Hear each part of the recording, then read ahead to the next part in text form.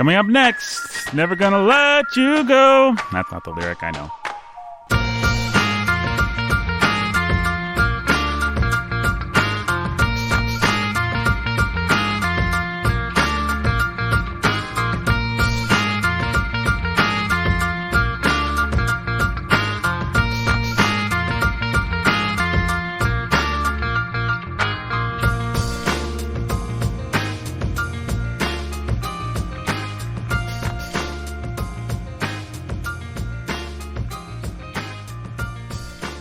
Hey everybody, it's the Bookening.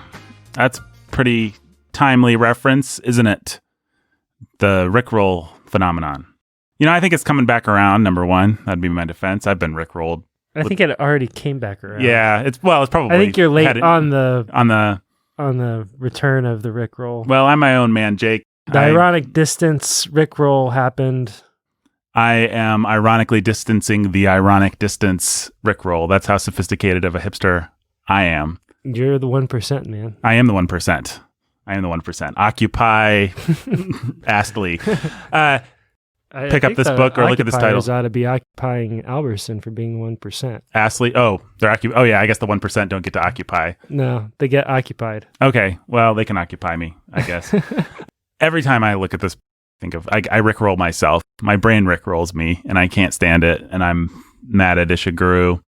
I guess it's just the fact that because there's not even that's not even a line from the Astley song. The Astley song is never gonna... I don't think it's Ishiguru. I just think it's you. You're Rickrolling yourself. That's never happened to me with this book. Brandon, your thoughts? I think you are. Well, there you go. Okay, I'm glad we... That's a nice shape for your beard, by the way. Yeah. Yeah. Just... It does look good on you. Clean lines that are low. Clean, low lines. Yeah.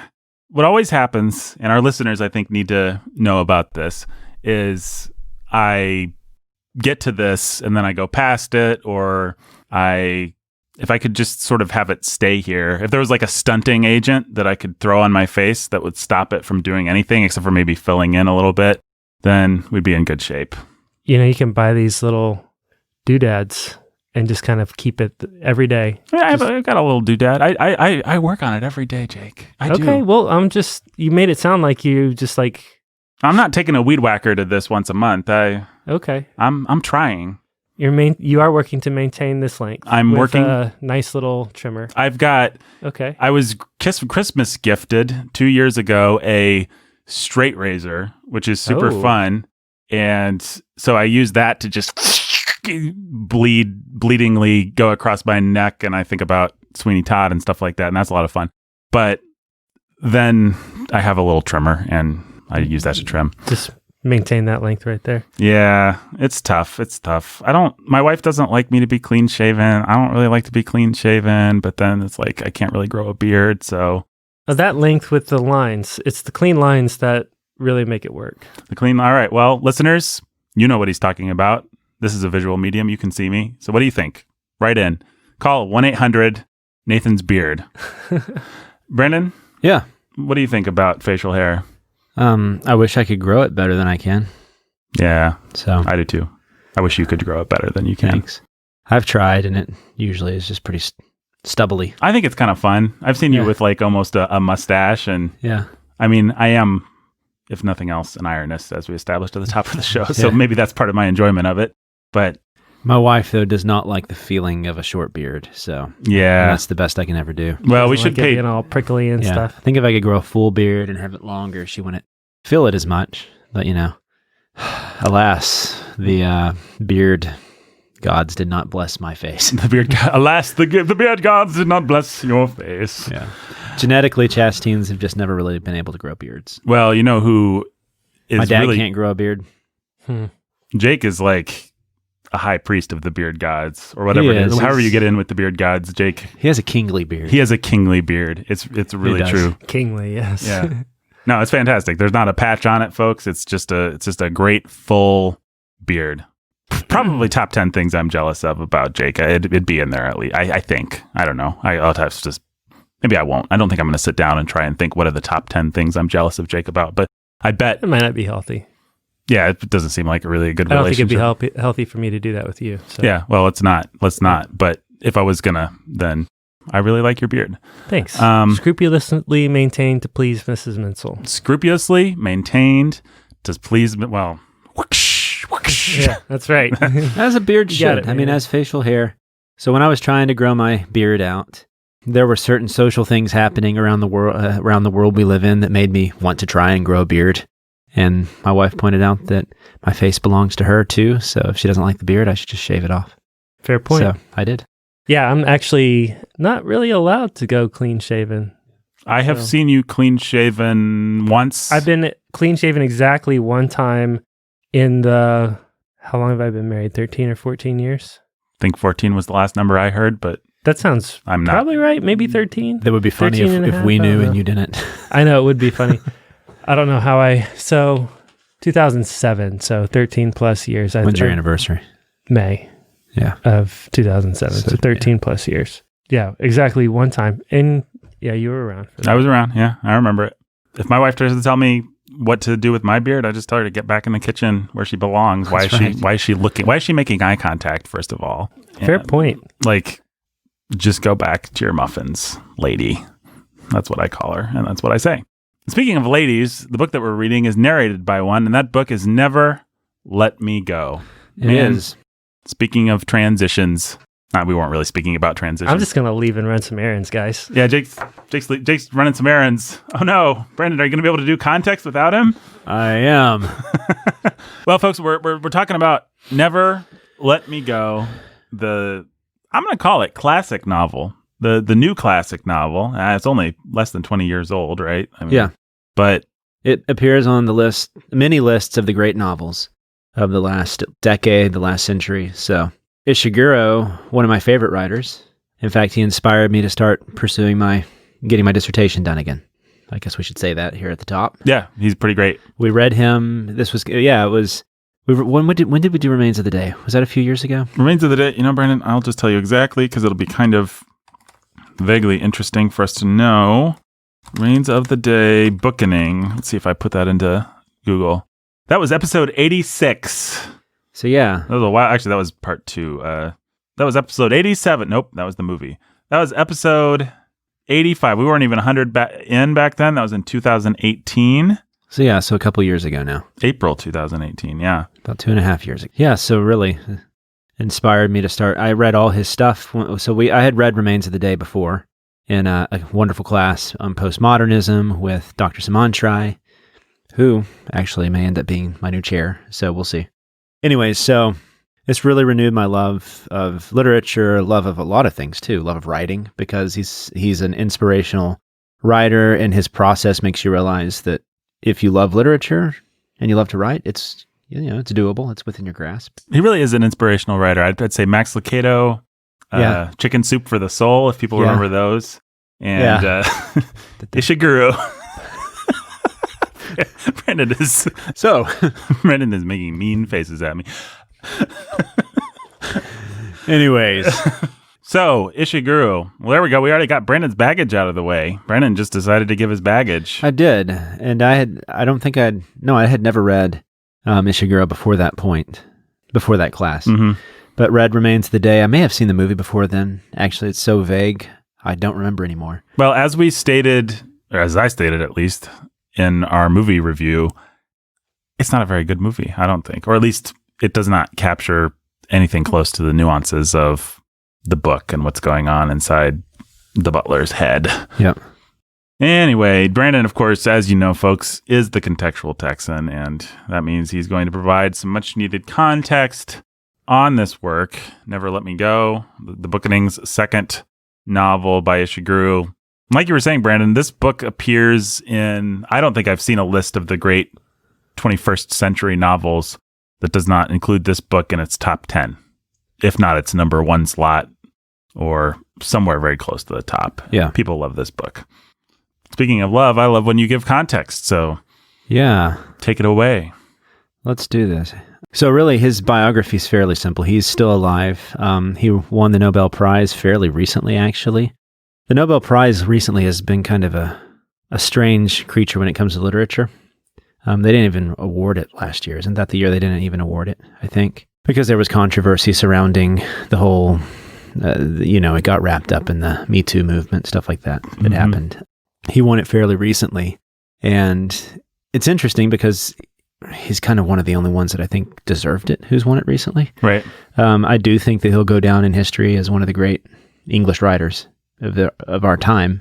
Just as proof of that, when we did Remains of the Day, a lot of our friends, a lot of people who listen to the podcast went and they read Ishiguro too, and we had people kind of have the same experience as I did, where they got wrapped up in him and started reading all of his stuff. Yeah, I would say in terms of listener feedback, Remains of the Day is probably second only to East of Eden in terms of books that people have wanted to come up to me and say, thank you for recommending this. I wouldn't have read it otherwise, and I'm glad you guys did it because I read it and I really loved it. And what we didn't have with East of Eden was a bunch of people saying, I really want to read all of Steinbeck. Yeah. But what we did have with Ishiguro is people saying, I actually want to read his other novels. So yeah, actually somebody who's in this building right now. That's right. So he was born in 1954.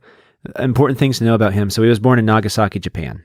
And he ended up moving to Britain with his, England, whatever you call it, whichever one you call it, with his father, who was a oceanographer. But anyways, he moved at the age of 5 to Guildford, Surrey.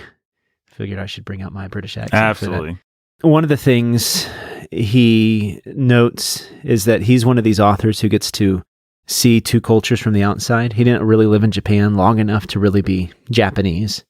And he also moved to England at the time when he was old enough that he's not fully British either, right? Yeah. So he's 5. So he still has memories of these old places. So and there's one quote where he says, I grew up with a very strong image in my head of this other country, a very important other country to which I had a strong emotional tie. In England, I was all the time building up this picture in my head, an imaginary Japan.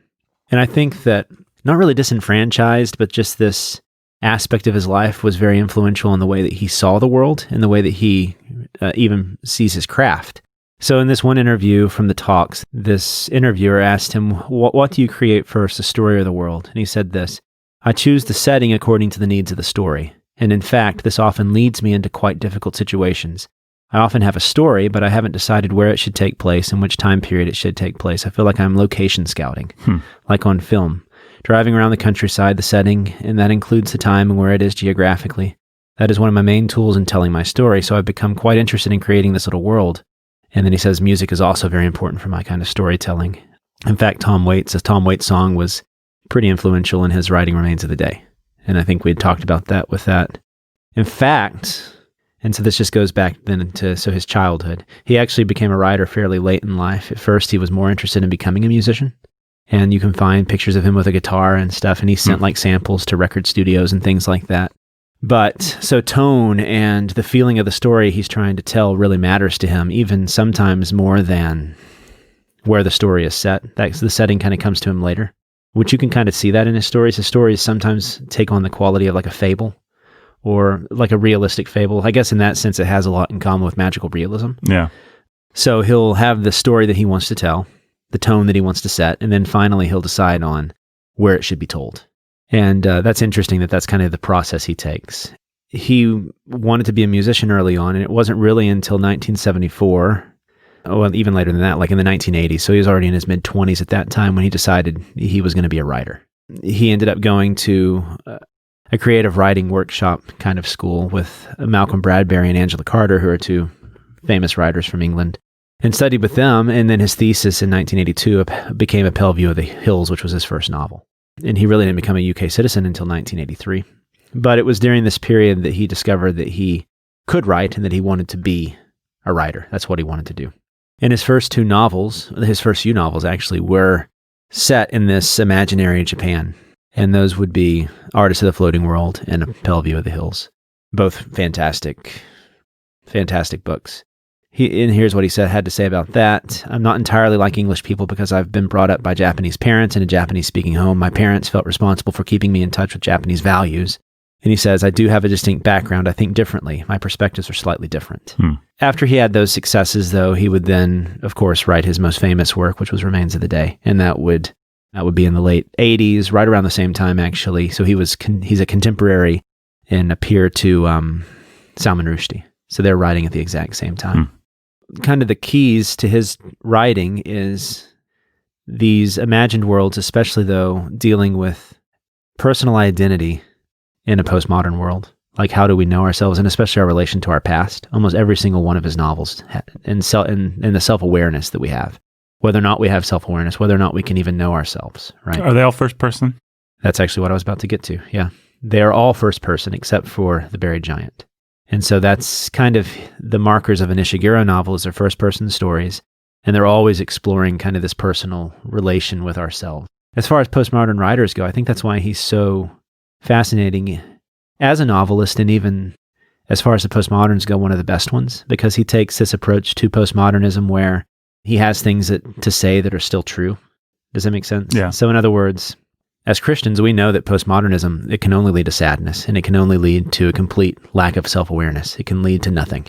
And that's kind of at the root of all his stories, this deep sadness that comes from the way that postmoderns deal with themselves in this world.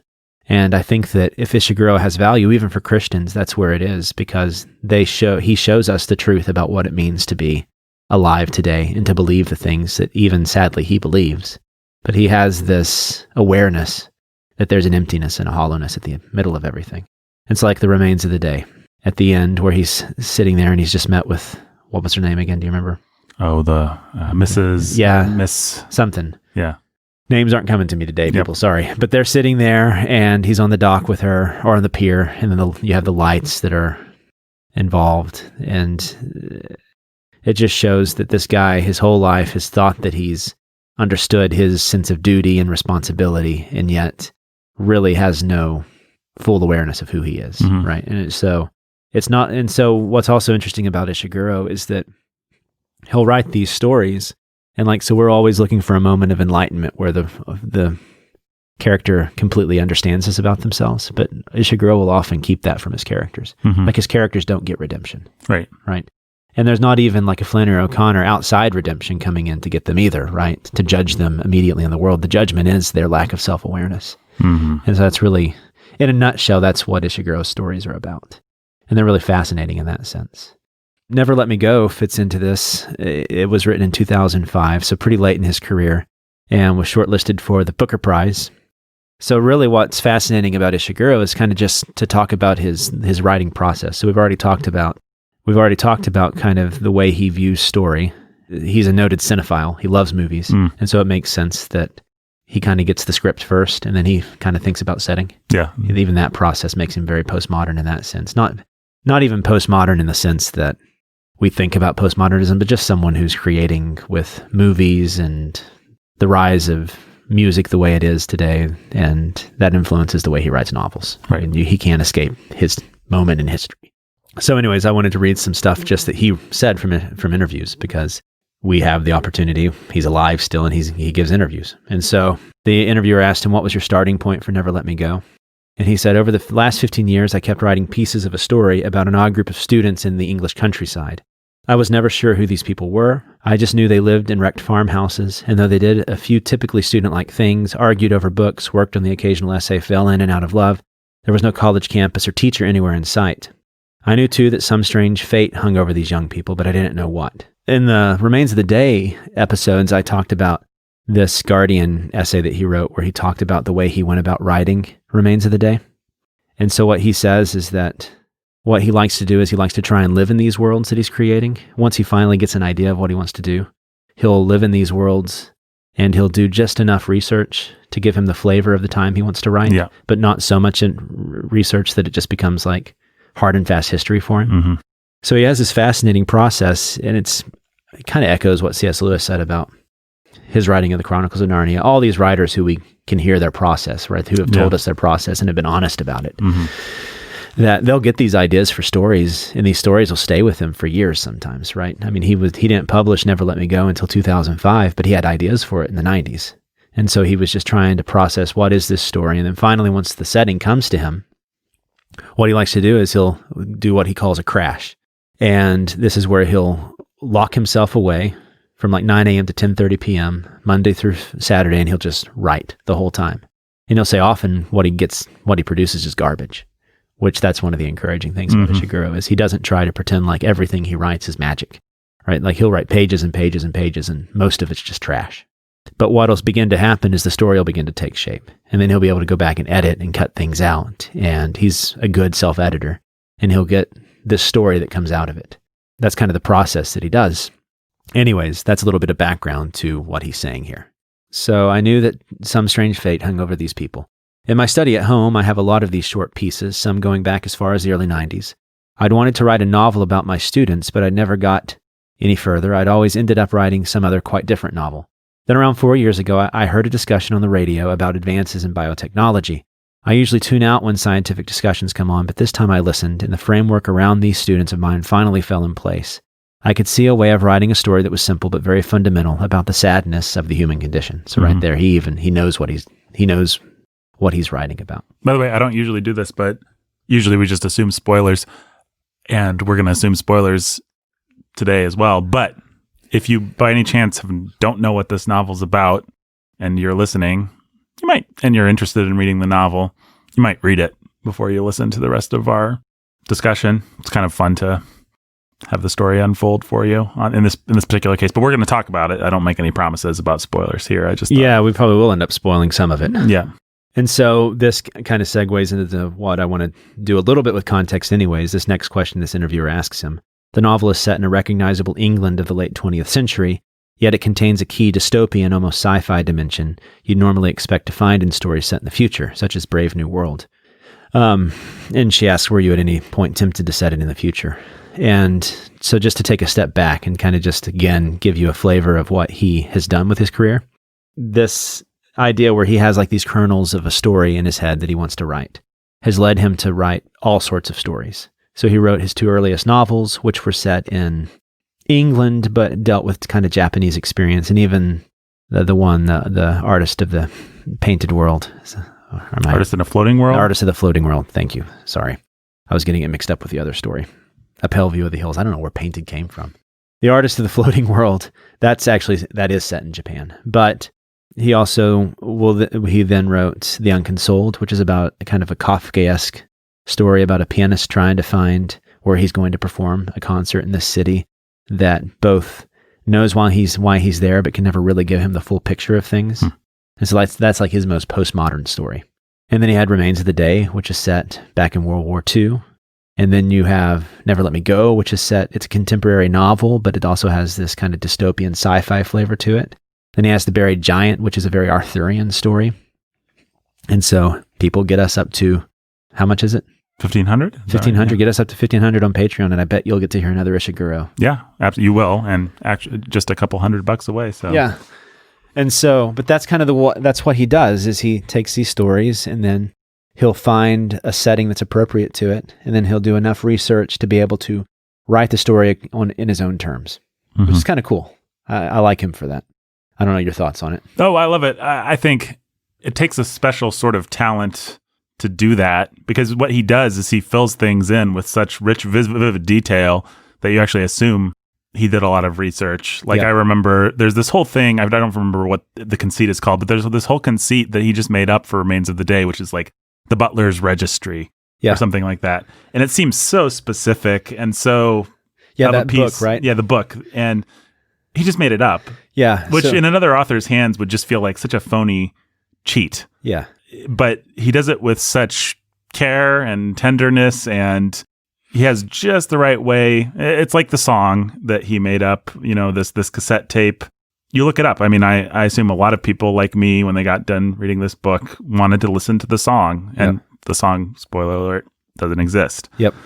So, and he's a master at that. So what he does is he read a lot of books on butlers. He read a lot of books on World War II, but still, he didn't let that, he didn't want it to be so historically real that he was then bound to just use historical documents.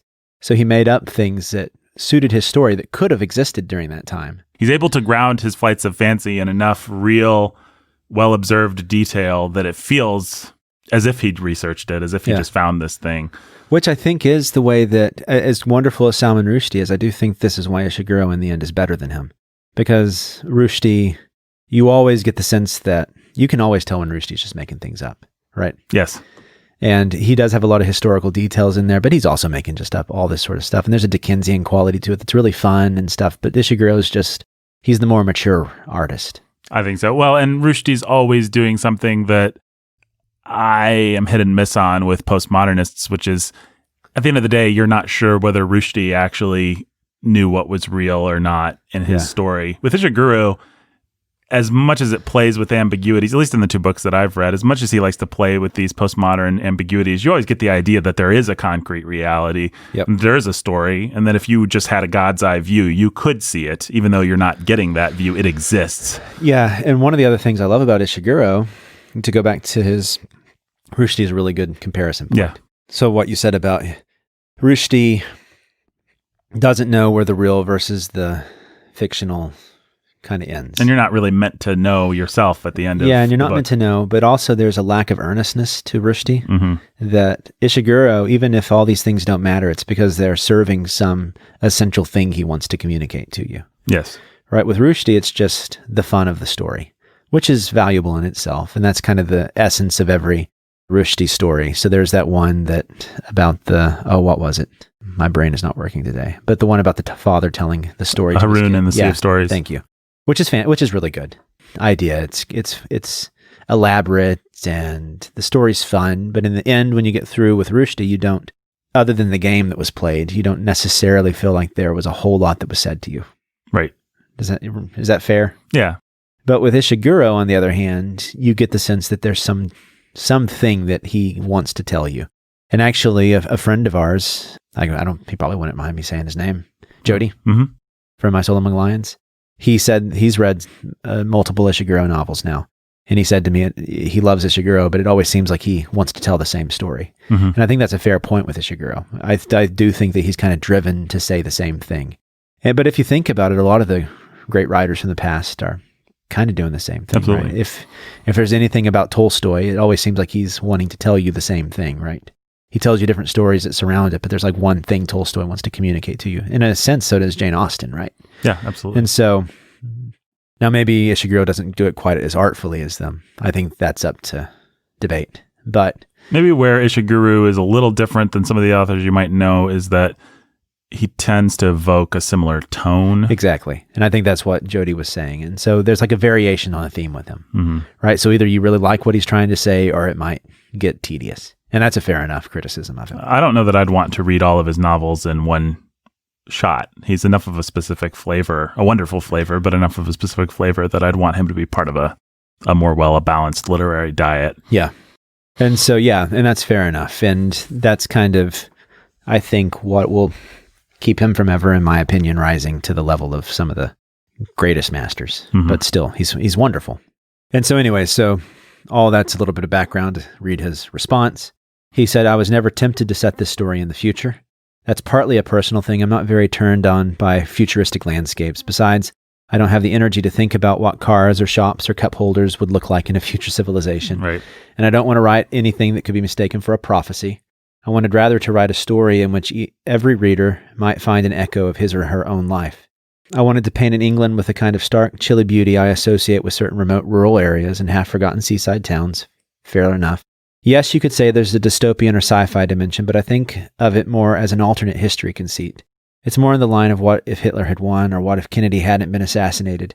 The novel offers a version of Britain that might have existed by the late 20th century if just one or two things had gone differently on the scientific front. Which is fair enough. It definitely has that flavor. Yeah. So one last thing I wanted to read about from this interview is, so there's one last thing that really makes him postmodern in the sense that, for example, we did Beckett earlier this year. We also did, I can't ever remember the name of it. It's not really postmodern, but it's close enough. W. Somerset Maugham. Moon and Sixpence. Moon and Sixpence. All these novels are interested in memory and the way that we remember our past, and then we tell stories about ourselves to ourselves.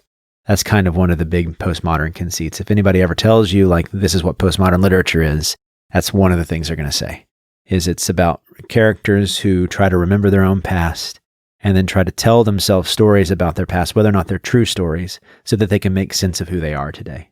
And often those things are lies. Right. And so that really is at the heart of what happens with Remains of the Day, right? He's telling himself lies about himself so that he can cope with what he's allowed to happen, right? Or what has happened around him and he's done nothing about.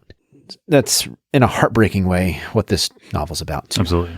And once you've read it and you think about what So just like a short aside, like the fact that he chose to call this novel Never Let Me Go, right? It's really sad. Yeah. Like, it almost makes you cry just thinking about the way this novel ends. Yeah. So he said, I've always liked the texture of memory. I like it that a scene pulled from the narrator's memory is blurred at the edges, layered with all sorts of emotions and open to manipulation. You're not just telling the reader this and this happened. You're also raising questions like, why has she remembered this event just at this point? How does she feel about it? And when she says she can't remember very precisely what happened, but she'll tell us anyway, well, how much do we trust her? And so on. I love all these subtle things you can do when you tell a story through someone's memories. And so by telling stories in the first person, Ishiguro's found a way for himself to participate in the unreliable narrator history without trying to trick you. Mm-hmm. In other words, the reader's in on the game, right? You know from the beginning that you can't completely trust the narrators that's in an Ishiguro story. And that's part of what he's doing. That's part of the story that's being told to you, is you're watching this character, unlike David Copperfield, right? You're supposed to trust everything David Copperfield says, pretty much. Right. Here, you know from the beginning that you're not really supposed to trust this narrator. Instead, they're telling you the story is telling you just as much about the character as it is about the story, right? So that the narration itself becomes a part of the story, right? Which is fun. Yeah. And really deft the way he does it. Absolutely. So then the last thing he says here is, I should say, I think the role played by memory in Never Let Me Go is rather different to what you find in some of my other earlier books, and say The Remains of the Day, memory was something to be searched through very warily for those crucial wrong turns, for those sources of regret and remorse. But in this book, Kathy's memories are more benevolent. They're principally a source of consolation. As her time runs out, as her world empties, one by one of the things she holds dear, what she clings to are her memories of them. Memory is very essential to his stories and to his work. And so we'll get to, in just a minute, talk a bit about dystopian literature, because I think you can't really get through this without talking about the way it fits itself into the dystopian history. Yeah, so I think that the last thing I wanted to read about Ishiguro is just one of the things that he said in his interview for the Nobel Prize, because I think that this helps you understand what he's trying to do with his works. The interviewer says, I suppose that what you've been writing about all this time in a way is that question of our place in the world, our connection to each other, our connection with the world. This is perhaps the theme you explore the most, do you think? Leading question. And he says, yes, I would say so. I mean, I think, if I could put it a little bit more narrowly than that, I mean, it's probably one of the things that's interested me always is how we live in small worlds and big worlds at the same time. That we have a personal arena in which we have to try and find fulfillment in love. But that inevitably intersects with a larger world where politics or even dystopian universes can prevail. So I think I've always been interested in that. We live in small worlds and big worlds at the same time, and we can't, forget one or the other. And so that's what he sees at the heart of his literature, is the way that we have these, and that's what literature does in general, is it gives you Pierre, but Pierre within the world of the Napoleon uprisings and all that's happening. Right. In this case, these people who are wrapped up in this dystopian universe that they don't fully know anything about, but as the story unravels, we find out what's happening to them. And yet, one of the things that people will say when they talk about literature is it shows us like the human predicament, or what it means to be human.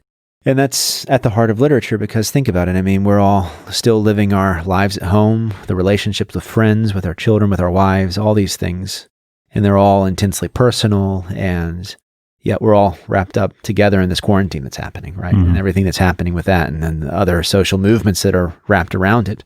And so we live our lives, but we all intersect in these ways that are very social too, that affect our lives as well. And so what literature like this does is it helps you be aware of just how wonderful it is to have your own personal experiences, but also not to forget that there are others out there who are having their own stories. I've talked about it before, it's that thing where you're driving down the road and you pass by a farmhouse and you realize, well, and maybe you see a little graveyard outside it or something. In my work, I drive a lot. And you say, well, there's a whole family there. They've had histories that stretch back to like the 1800s with this farm. Think about all the stories that are there. Nobody will ever know them. Nobody wrote a novel about them. But there's this depth. It helps you not become a solipsist and a narcissist.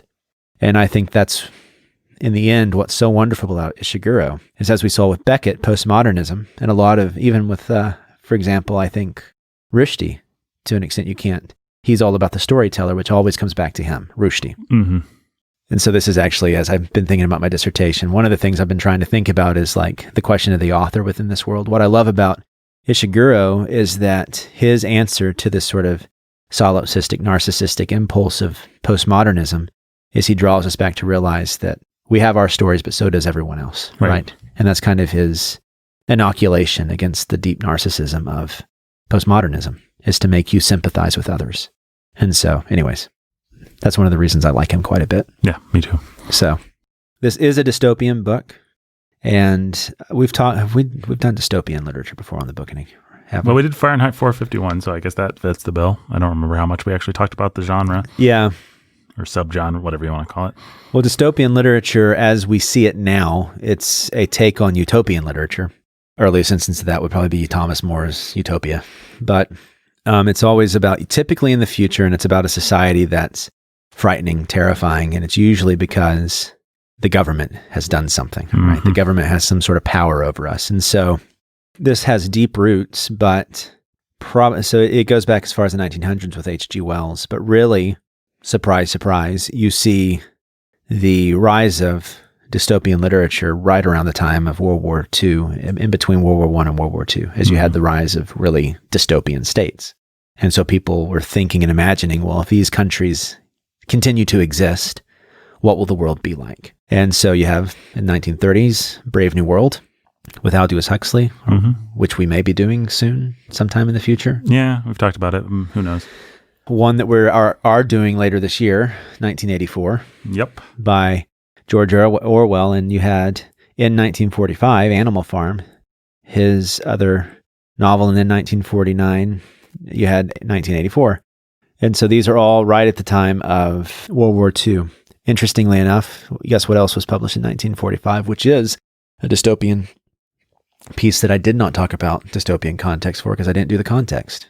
1945, who did the context? Someone outside of us. Oh, of course, That Hideous Strength. That Hideous Strength, that's right. And so it's really interesting just to see the way that these fit into history. So it's right in the 30s, 40s, 50s, you get 1940, you get Fahrenheit 451 in 1953, and those are the four big ones. Well, those are the three big ones, but for Christians, you add in That Hideous Strength. Sure. You get Brave New World, you get Animal Farm, and you get Fahrenheit 451. Those are the dystopian novels that we think of today. These would all kind of have these actually not really are much of a crossover with sci-fi, in the sense that I don't think any of these writers would see themselves as sci-fi writers, except for maybe Bradbury later in his life. Yeah, I mean, as far as those novels go, I'd say Brave New World actually has the most science conceits with their cloning technique and all that kind of stuff. But even then, I don't know if Aldous Huxley would have wanted to see himself as a sci-fi writer. No, well, especially Orwell. We're doing 1984 later this year. I don't even know why people call that a sci-fi novel. All that is a novel where he describes a totalitarian state. That's it. Yeah, but if we're using Ishiguro's way of looking at the world to kind of help us understand why these things happened in the first place, if like the author's and personal experience also gets wrapped up with social things that are happening, no surprise that like with the progressive sciences and stuff, you get H.G. Wells, who was like a champion of science for the most part. And so then you get the rise of sci-fi, and then we've talked about it before, you get the little periodicals and stuff that come out, the magazines that do the pulp sci-fi. And when do those come about? In the late 1800s, and then especially flourished in the early 20th century into the 1920s and 30s. So yeah, I don't really think that you would get dystopian literature as we know it today had those not happened, right? Had sci-fi not become something. And so then you get these authors who want to be more serious writers. They take the sci-fi and they put it to their use for trying to say something about culture. Right. And that's the birth of the dystopian novel. So you get this intersection of really rough turmoil in society. And then you get the sci-fi crossover. You get these authors who want to say something. I'm going to mute my phone. It was just telling me that the International Space Station is flying over. Oh, cool. Yeah, if anybody wants to go out and look in the sky. Anyways, yeah, and so that's why you have the rise of these things. As far as other dystopian literature goes, well, really, cinema kind of takes over. You get Planet of the Apes, things like that happened in the 60s, and you get kind of the cheesy versions of dystopian literature that happened there. It became, as early as Metropolis, which came out, Fritz Lang's German expressionist film Metropolis, which came out in the 1910s, if I'm not mistaken. It became a conversation between cinema and literature, and really a whole visual language, the big Art Deco spires turned into the Blade Runner dystopian kind of, people call it dystopian chic, like the 1984 look. Like you can watch a movie and you can just know, oh, this is kind of a 1984 look. It's got the big talking face, V for Vendetta, the stupid movie that I liked growing up, Equilibrium, where emotions are outlawed and Christian Bale has to shoot people. The Matrix, obviously. Yeah. There's just a whole style, an artistic style, a design style. A lot of times in cinema, it's linked for whatever reason.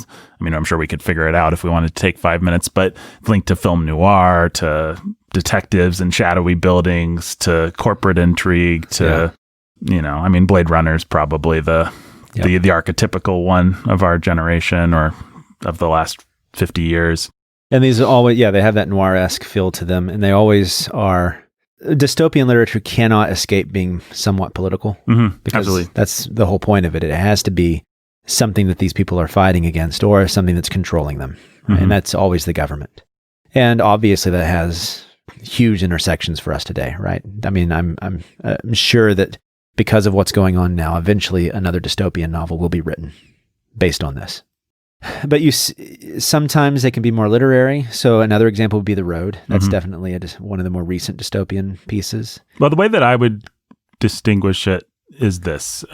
People can listen, I think it'll be out by now. We did a series over on Sound of Sanity on fantasy literature. And we talked about fantasy literature as being part of a larger genre or species of literature, which is speculative fiction. Fiction that speculates, fiction that asks a question. What if? I guess every story asks what if, but some stories are just like, what if things that all the components that we already have in place happen? What if Pierre did this? That's not what I'm talking about. I'm talking about what if one thing was different? What if people could fly? What if the government was different? What if there were dragons? That's, fantasy literature, horror literature, sci-fi, these are all species of speculative fiction. And I would say you can roughly divide up authors into two camps. There are those who begin with the what if, and there are those who begin with something else. And the people that begin with the what if are generally the nerdy sci-fi people that if you don't like sci-fi, you haven't heard of, or maybe some names like Arthur Clarke, Philip K. Dick. They're not known for their style. They're not known for their characters. They're not known for their intriguing action, or what they're known for are coming up with these intriguing ideas and then just following those ideas. Like Star Trek. Yeah, wherever they lead. Star Trek's a pretty good example, actually. Star Trek, ultimately, as much as people love Captain Kirk and Captain Picard and these characters, those stories, at least in the first couple series of Star Trek, they're not really ultimately about the characters. They're about going somewhere and asking, what if this? What if we had to violate the Prime Directive? What if there were clones? Ishiguru... Go ahead. The outlier to that would be Deep Space Nine. Deep Space Nine was the break with that, and a lot of people don't like it for that reason. Yeah. It's some of the best Star Trek for people who want a good story. Yeah. But for people who are actually just interested in sci-fi, Deep Space Nine is kind of like, well, we did it once and it was good, but did all Star Trek then have to turn into an action war story about characters and stuff? Like, actually, we just want Captain Picard to go to a new planet and have a new sci-fi conceit, a new what if that he has to think through. And old Star Trek, kind of lost it now, but it was thoughtful, what if we had to displace this people group so that we could, it was always involved with political things. And so Ishiguru, I think anybody with sense would, let me put that in the most condescending way possible.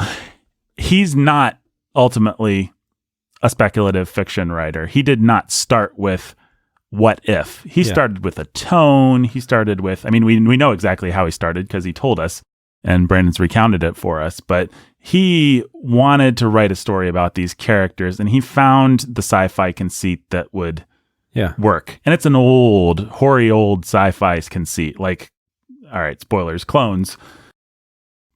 All your nerdy sci-fi writers have told this same story with these same questions asked and answered a million times. There's nothing, I don't think any sci-fi nerd is going to go to this book and feast on the... In fact, they wouldn't. Yeah. And we've talked to friends who really like sci-fi who then read this one and they're like, it's a good novel, but it's not really good sci-fi. Yeah, and it's not. Ishiguro doesn't care about telling you exactly how this society works, how they keep these people in check. There are answers kind of... But they're always in the background. They're like on the edges. Right. which actually is what I love about it. Yeah, exactly. And it's a good parallel then to The Road, because The Road does the same thing. It doesn't explain anything to you. Right. You just get hints and suggestions. And the world works because of that, and it doesn't get silly because of it, but also... Well, in The Road, both stories, you could see, like The Road could be set in war-torn Bosnia, Yep. and it would basically work. You know, you might have to switch around the cannibals and stuff, but basically you could tell that same story in any number of ways.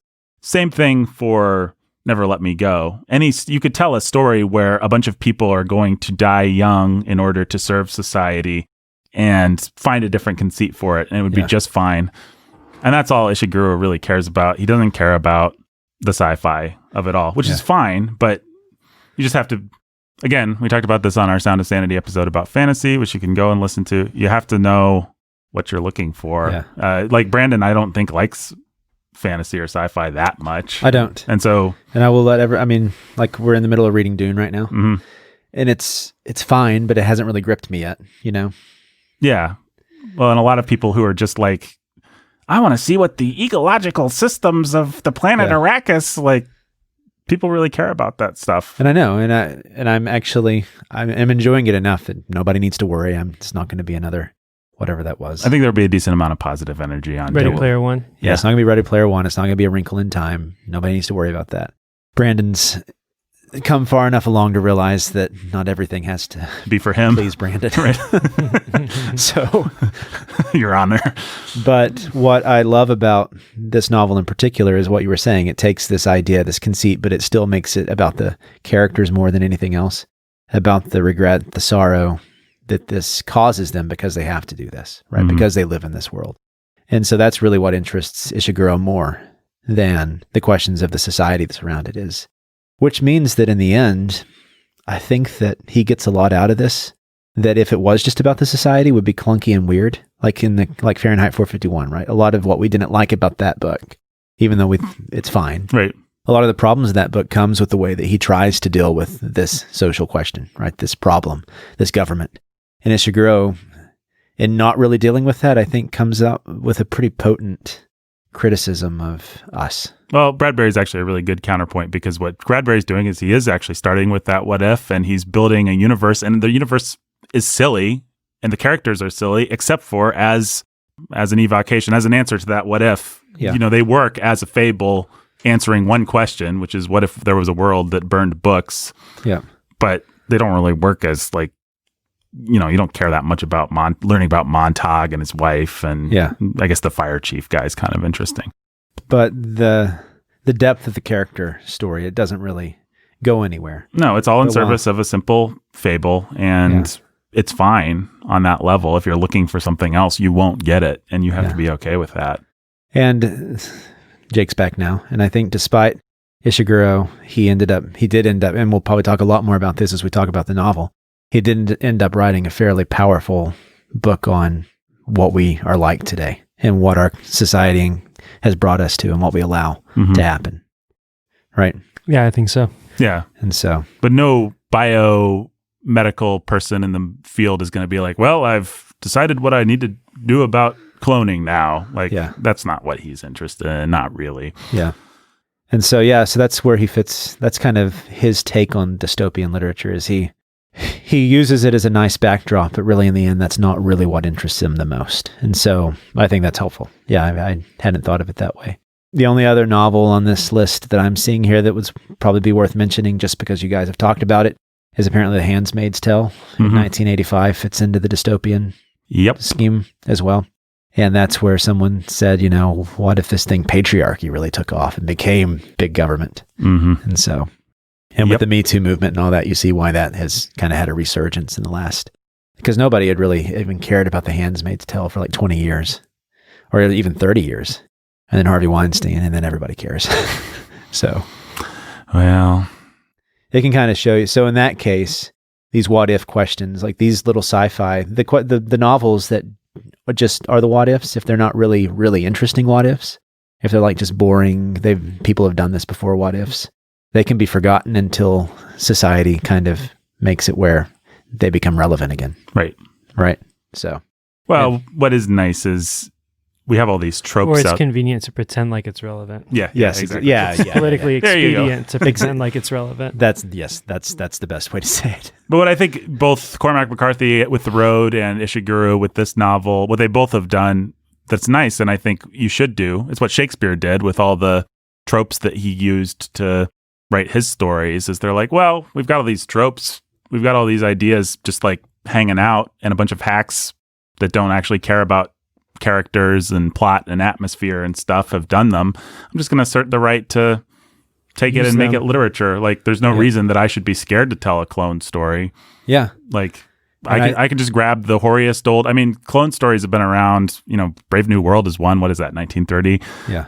We've got 100 years of this exact plot. This plot is really just nothing. But I think that when all is said and done, Brave New World will be remembered for being one of the first dystopian books. It's not going to be remembered for being a But great novel. when it's compared to Never Let Me Go, it will not be remembered as being the greater novel.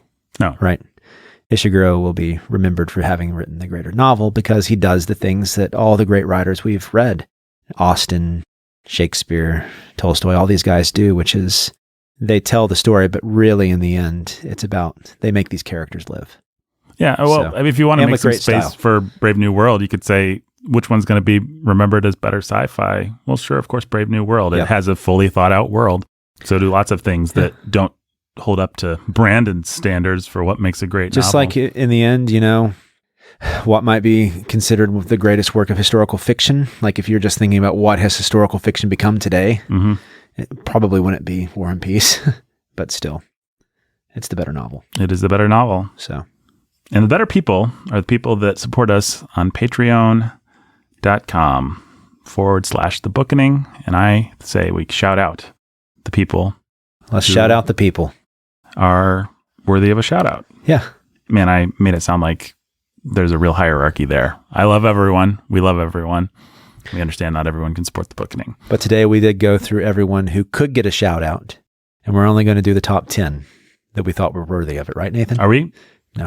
I don't think we should. That's That's a terrible idea. That's a way to lose a lot of money, Brandon. All right. Why don't I say the person, Uh-huh. and then Brandon, you say one word that pops into your head, and Jake, you say one word that pops into your head. Oh, boy. We'll play a little associative psychological word game. Okay. Robert and Rhonda the Lovebirds. Dracula. Frankenstein. Oh no! I've got a feeling. The Artful Anthony Dodger. Dracula. Frankenstein. You guys have one-track minds. Little Anthony's Cigar Store. Dracula. Frankenstein. The Immortal Chelsea E. Dracula. Frankenstein. Little Jimmy Beam and Little Annie Oakley. Dracula. Frankenstein. Which one of them is Dracula and which one of them is Frankenstein? I wonder. We won't answer. Lily of the Valley. Dracula.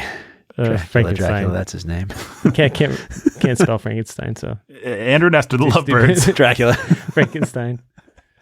The Keith Master. Dracula. Frankenstein. David's Mighty Men Trucking. Dracula. Frankenstein. John and Jill and Little Baby Max. Dracula. Can't do any other Frankenstein. accents. Jay and Katie, who are Golden Love Cheese, and also C.S. Lewis, including Till We Have Faces. Dracula. Frankenstein. Fairy Princess of Wonder and Happiness, Mother Beth. Dracula. Frankenstein. Council Prime Adam. Dracula. Frankenstein. Jeremy, the Dark-Hooded Lord of Death. Dracula. Frankenstein. Nathan, not me. Dracula. Frankenstein. Maya! Dracula. Frankenstein. Ryan the Red Avenger and Judith the Ladies of Justice. Frankenstein. Dracula. Danny Whoa. the Dude. Dracula. Frankenstein. DJ Sammy G. Frankenstein. Dracula. Oh, Betty and Frankenstein. Dracula. Eric and Catherine Frankenstein. Beyond Window Breaks. Professor Frankenstein. Lady X. Frankenstein. Lavender's Green Jello Dung. No Constrictor. Dracula. Frankenstein. Mare Sheep. Dracula. Fern Ferdinand the Void. Frankenstein. Dracula. Anthony who's cold and hates life, liberty, and the pursuit of Dracula. cheese. Frankenstein. Jiu-Jitsu Jeffrey the Texas. Dracula. Frankenstein. Jacob Frankenstein. Liver Tank Thomas. Dracula. Midnight Ninja Ellen. Dracula. Frankenstein. Frankenstein. Frankenstein. Dracula. Queen Kingetta. Dracula. Return of the Jedediah. Dracula. Jay of Rack and Frankenstein. Ruin. Timothy the Frankenstein. Writer at Dawn. Eric and Kate the Camp Chan Kings who are Dracula. warm and love bees. Maddie. Frankenstein. Sweet Jamie Sunshine. Frankenstein. Tyler, Dracula. the keeper of eternal Frankenstein. darkness. And Laura, the keeper of eternal light. Dracula. Cold Steel. Frankenstein. Cody. Dracula. Jacqueline. Frankenstein. The Librarian Barbarian. Frankenstein. John Bombadillo Bomb Diggity and Captain Tennille, his mates. Frankenstein. Dracula. Saxophone Alex. Frankenstein. Dracula. Eli the Scarlet Pilgrim. Frankenstein. Thanks.